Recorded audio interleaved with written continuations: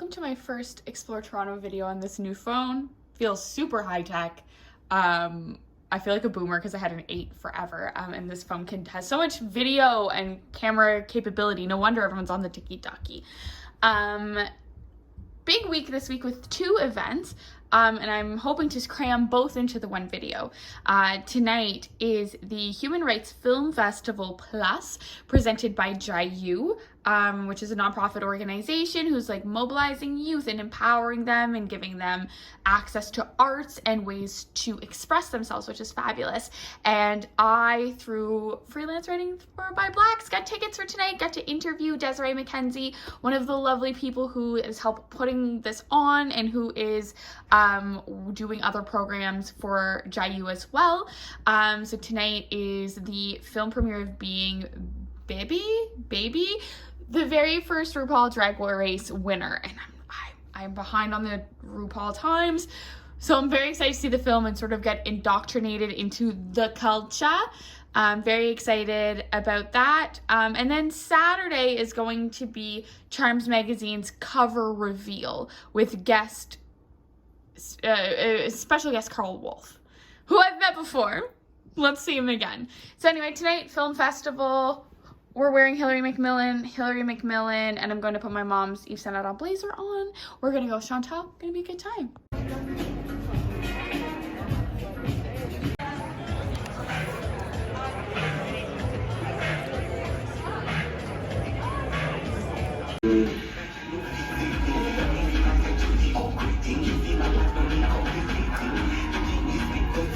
My story of my life and experiences, my journey, is one that anyone with a drive and a strong will needs to hear.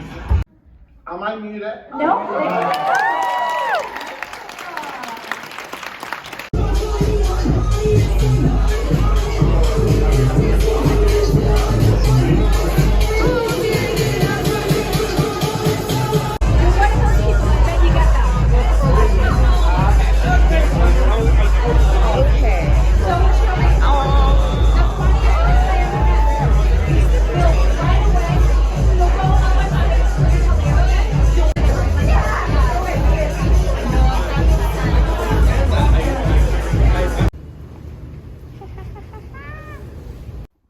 Back from the event, I thought it was very well done. I'll start by saying that I found it extremely moving. The mini movie at the beginning called We've Been Here, which talks about a photography project, an art project that Desiree and the founder Gilead did, speaking with 8 different Indigenous youths and helping them learn how to be photographers and poets and artists and find this self-expression, and part of it had to do with like land acknowledgement, which I thought was fabulous. The movie Being BB itself, I thought was really good. There were just a few, I felt like the overarching themes didn't connect in the way that I wanted to. You've got BB, who is a Cameroonian drag queen who leaves and goes to Minneapolis, starts out in the drag scene, and then goes on RuPaul, goes to New York, successes, failures, etc. In the background of all of that, you've got the fact that there's rampant homophobia in Cameroon that is essentially killing people because people will actually get murdered. Families will fully disown people for being gay. And then at the end, because the movie spanned 15 years of this person's life, you've got the murder of George Floyd and the pandemic. Who could forget the pandemic? And so it felt to me like, because BB never comes out as gay, but you're seeing the fact that they're successful in gay culture, while knowing full well that people who are gay in the country where they come from are being persecuted and murdered. But because they never come out as gay, it doesn't fully reach for me, because you've got this person who's benefiting off of queer culture, and for all intents and purposes probably is, but they're abstaining from labels because labels help separate and don't bring equality. And I'm fine with that, but then you're pulling on the heartstrings by mentioning this like queer person who's been kicked out of their home, whose family has disowned them, who tried to commit suicide because of this reality. And so that was missing. And then all of a sudden they mentioned the murder of George Floyd. And I was like, so are they going to link the like hostility of murdering someone for being black in the States to the hostility of murdering people for being gay in Cameroon? And they didn't. But it was good. It's a great story. It's someone's life. I just wish that they would have dotted all of the I's and crossed all the T's. But that's not a reflection on JAYU or the Human Rights Film Festival. I thought the opening night was great. Enjoyed the get-together after and being able to network with some people, especially people who aren't fashion forward, but are like human rights forward. I think that was very nice. And I was really glad that Chantal came with me and we were sober together and it was great. I'll be participating in stuff from them all week, so super cool. And I feel like this video has been maybe short enough. So on to the next Saturday, the cover launch. Yay! Sometimes life is super weird. So I believe we're in the middle of a video already, unless things go haywire. I did all of this makeup to go to Distillery tonight with a D from the Skims video, and because of her moving yesterday, she's too tired, and that's okay, because I got invited to another event coincidentally, and I was like, oh, I did all this makeup for nothing. So we're going to be going to the Yorkville Moscow Tea Room. I've never been. No idea what to expect. I dressed up. These shoes are one size too small, so my feet already hurt. But I wasn't going to wear this like cute little halter dress moment. Do you ever get excited by your own body? Sorry, I'm so sorry. God, don't watch that. Anywho, we're going to go. We're going to see what it's about, what it's like, what's going on. Let's go. I've started writing for Chaarmz magazine, which is really exciting because I think my dream as a kid was to be a fashion journalist, and then I went down the activism route, and I'm really, really happy to be doing that.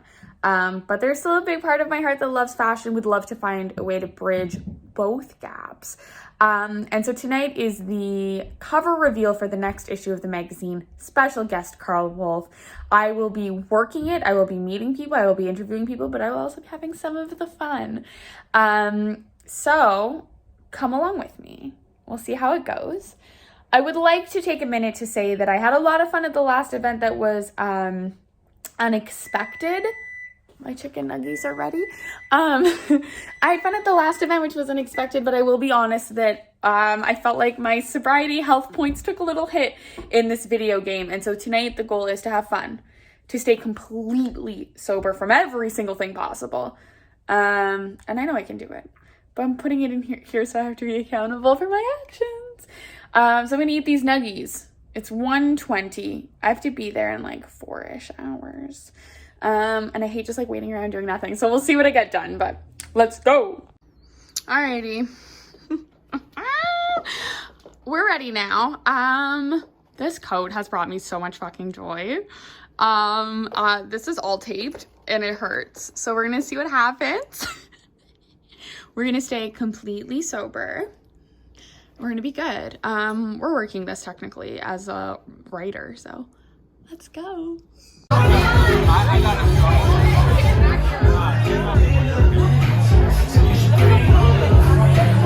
turn it back the other way, Hillary, you're pointing it. I like that ring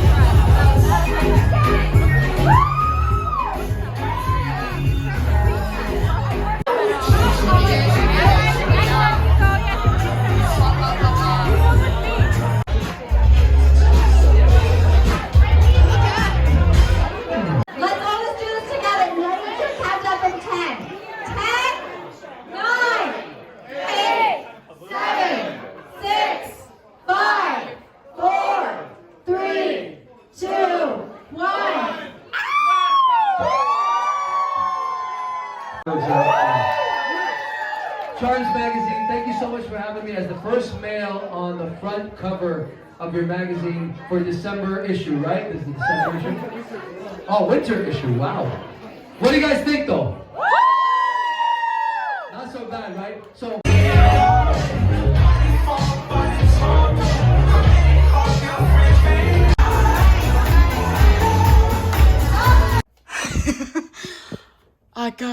this real bad. And my boob tape hurts.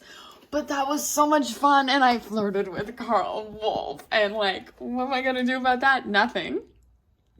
But it was still cool. He spun me around at the end and was like, oh, I just had to say goodbye to you, pretty lady. And I was like, I like male validation. Thank you. I also got the owner's number and I thought he was really hot. Anyway, I had a really good time and I stayed completely sober. And I made it home and there's McDonald's on the way. What a crazy week. On to the next. Bye.